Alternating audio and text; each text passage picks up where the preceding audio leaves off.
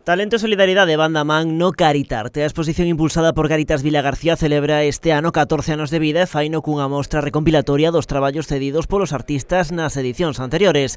Case 90 obras compoñen este ano Caritarte entre pintura, fotografía e escultura.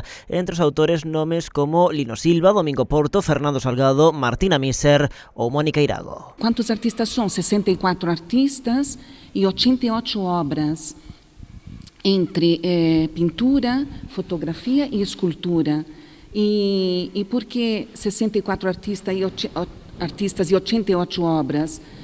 Porque há alguns artistas que participam com 2, 3, 5 ou 7 obras, ou seja, que, por isso que suma as 88 em sua totalidade. Nesta edición especial de Caritarte, os prezos tamén son especiais. A organización decidiu poñer todas as pezas ao 50%. Hemos determinado que pondríamos todos al 50% del precio expuesto anteriormente. Entonces, la de 10 euros valía 20 y la de 200, 400, ¿no?